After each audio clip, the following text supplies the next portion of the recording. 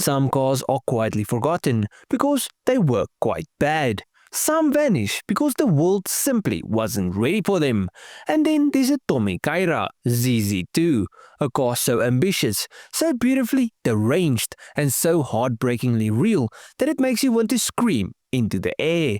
Every time you remember, it never reached production.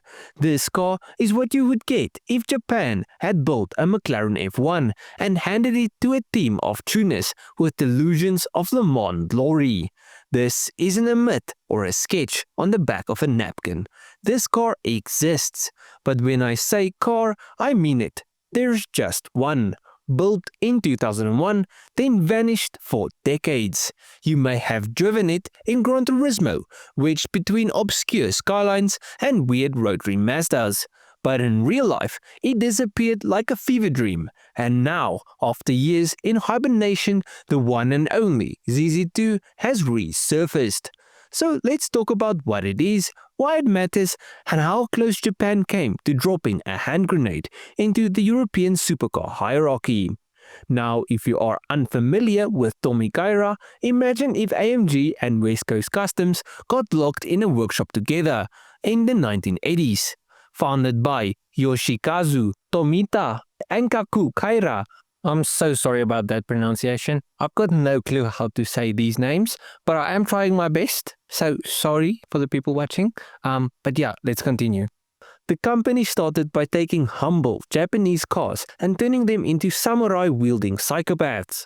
They were the first Japanese tuners to badge their cars, meaning their modified Skylines, Legacies and Sylvias didn't just wear TommyKaira parts, they wore the name like a badge of honor.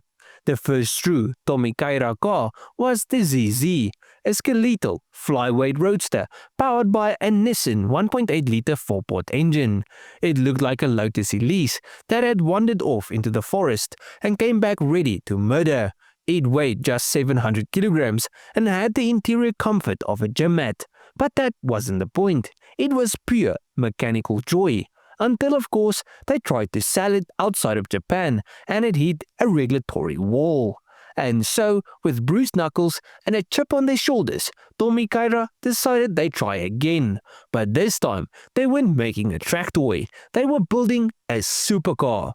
So in 2001, the ZZ2 broke the cover. It was stunning, sleek, low-slung, with proportions you'd normally only see on European exotica.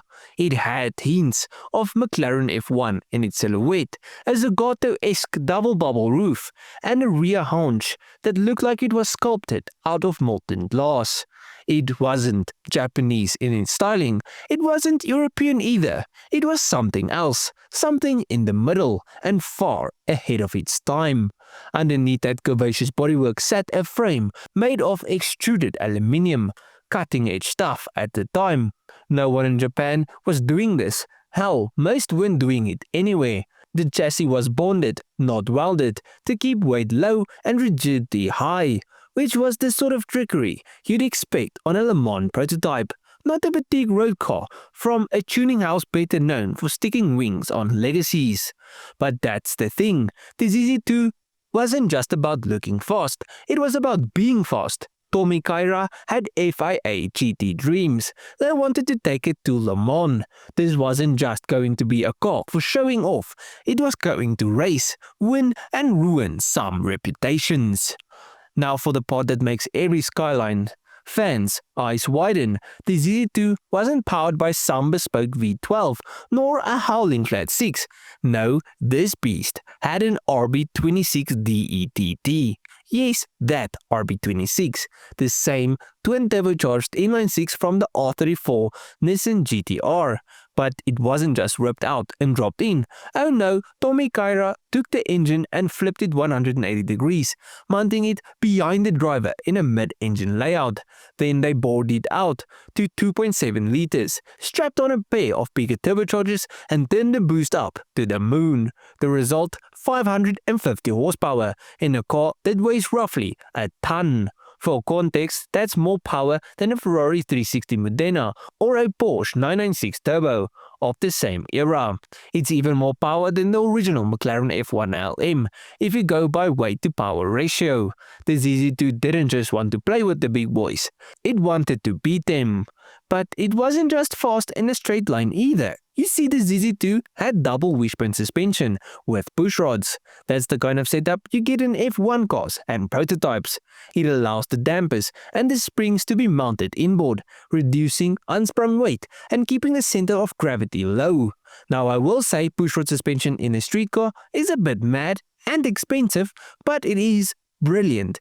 It told the world that TommyKaira was serious. They weren't building a concept, they were building a contender. It had massive brakes, a proper diff up front for planned all-wheel drive, though the prototype remained rear-wheel drive, and a chassis that looked like it was designed to survive re-entry into Earth's atmosphere.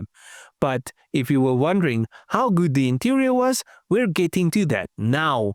So, here is where things gets a bit stranger. The ZZ2, unlike its stripped-out ZZ predecessor, was actually quite civilized on the inside.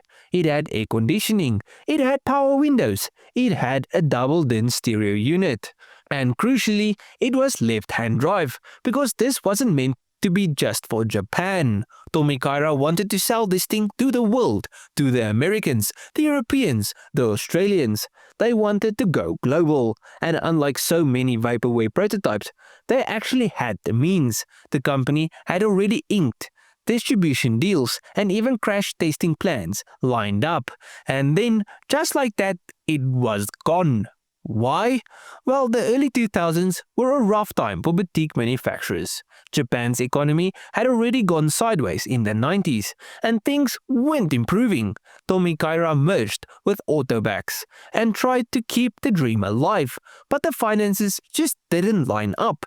Tooling, emission certification, crash testing, it was all a mountain of cost. They had a production-ready prototype, they had the design, they had the engine, they even had video game fame thanks to Gran Turismo. The ZZ2 became a virtual legend, but in the real world, reality won. It remained a one-off. The prototype was put into storage, and the world moved on. Porsche made the Carrera GT, Ferrari did the Enzo, and the Japanese Supercar Revolution, the one that could have had a flagship in the ZZ2, just didn't happen. But to end this video off, the TommyKaira ZZII is everything we wish the industry still had. Ambition, engineering insanity, and no regard for what accountants or regulators think. It was built to be great, to take on the best from Stuttgart, Maranello, and Woking, and do it with a Nissan engine, push-rod suspension, and the kind of rebellious spirit only Japanese tuning culture could produce. It never got its chance, but it didn't need to be mass-produced to matter, because it still matters. It represents a fork in the road where Japan could have gone all in on supercars, where tuning culture could have blended into Le Mans, where dreams didn't have to die in spreadsheets. It may just be one car, but what a car it is.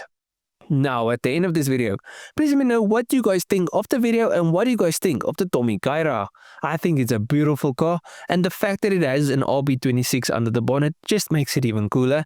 I think, and I have thought for a long time, like these really insane tuner car engines that we all love. I'm talking B Series Honda, 2JZ, RB26, BMW B58 and N54. These types of engines that we all know you can push really hard and make a ton of power. Why not just take these engines and build like a new supercar out of them?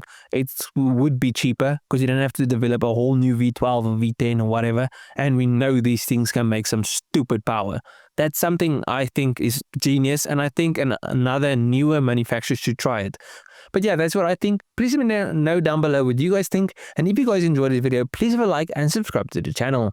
Now, if you guys did like this video, you'll most probably enjoy most of my other stuff. So just go through my channel, see if there's someone else to like. I'll check you guys in the next one. Cheers, eh?